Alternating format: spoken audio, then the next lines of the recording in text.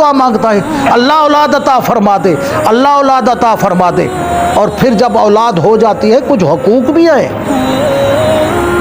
کئی ایسے دیکھیں، یہ منصوبہ بندی والے بچے دو ہی اچھے کا ایک سلسلہ چلا تھا، پھر اس کے بعد فلاح بہبود کا اس کو نام رکھ دیا۔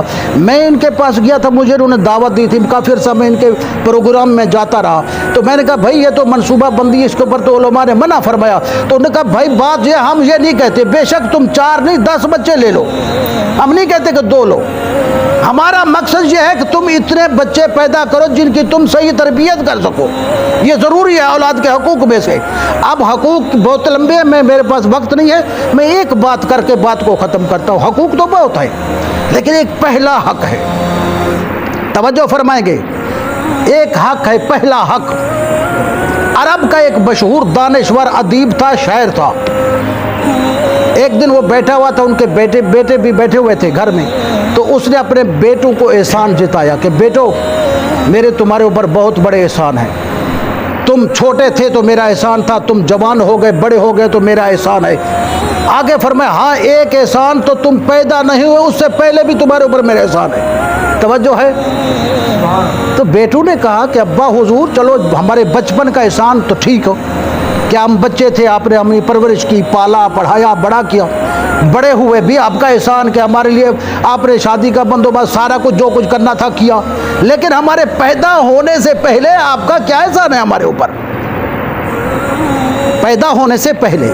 تو اس ادیب نے کہا بچوں بات یہ ہے، میری خواہش تھی، میں ادیب اور شاعر ہوں، اور میری یہ خواہش تھی کہ میں ایسی لڑکی سے شادی کروں گا جو بڑی حسین و جمیل ہوگی، حسن و جمال والی ہوگی، خوبصورت ہوگی، یہ میری خواہش تھی۔ لیکن جب وہ وقت قریب آیا شادی کا تو میری یہ خواہش تبدیل ہو گئی، میں نے وہ حسن و جمال والی خواہش چھوڑ دی کہ خوبصورت ہو، حسین ہو، جمیل ہو، ساری یہ خواہش چھوڑ دی۔ میں نے خواہش کی کہ میں ایسی لڑکی سے شادی کروں گا جو سیرت میں اچھی ہو، جو اچھی ماں ثابت ہو سکے، جو کل میری اولاد جو آئے اس کی اچھی پرورش کر سکے، ان کو اچھا تعلیم دے سکے، تربیت دے سکے۔ میں نے یہ خواہش دل میں رکھی تھی اور اس خواہش کے مطابق شادی کی ہے۔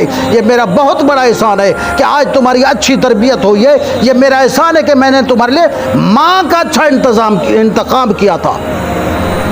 پہلی بات تو یہ ہے، یہ بہت بڑا انتخاب ہے، ماں اچھی ہو اولاد اچھی ہوتی ہے۔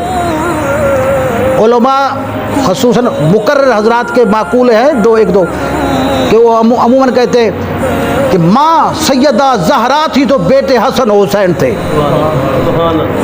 ماں سیدہ نیک خاتون تھی، بیٹا غوث پیدا ہوا شیخ عبد القادر جیلانی، ماں قرآن پڑھتی تھی، بیٹا بختیار کاکی پیدا ہوا۔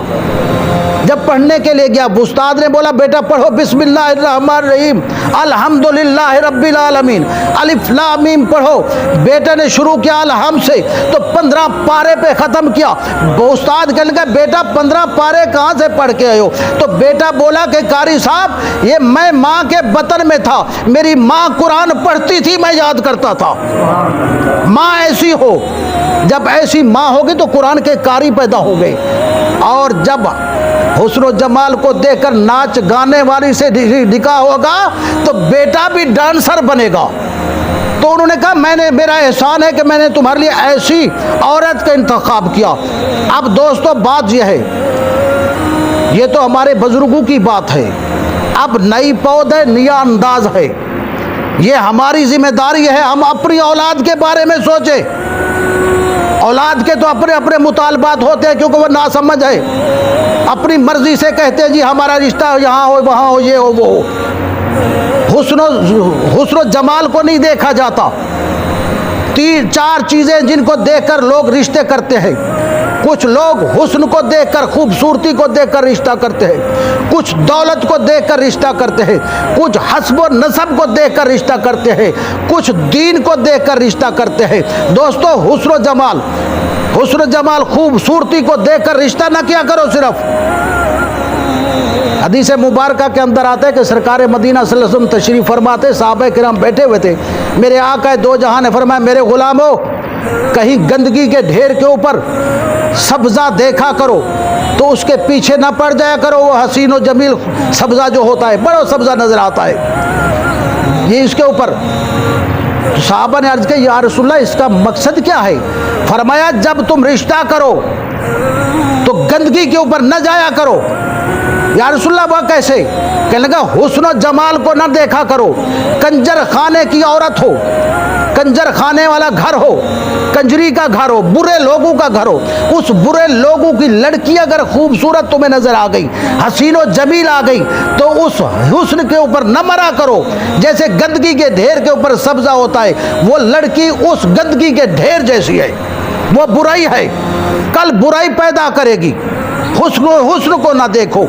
और फिर आजकल जो बहुत बड़ी बीमारी, दौलत के नशे में मस्त है, उस घर में रिश्ता करेंगे जहां से दौलत आएगी, जहेज आएगा, बहुत बड़ी लानत। मेरे आका ने फरमाया, दौलत के पीछे भी ना मरो, हुस्न के पीछे भी ना मरो, हसब नसब देखो और खसूसन उसकी तरबियत को देखो। क्या उसके घर में दीनदारी है? क्या उसकी माँ नमाज पढ़ती है? क्या उसकी नानी नमाज पढ़ती है?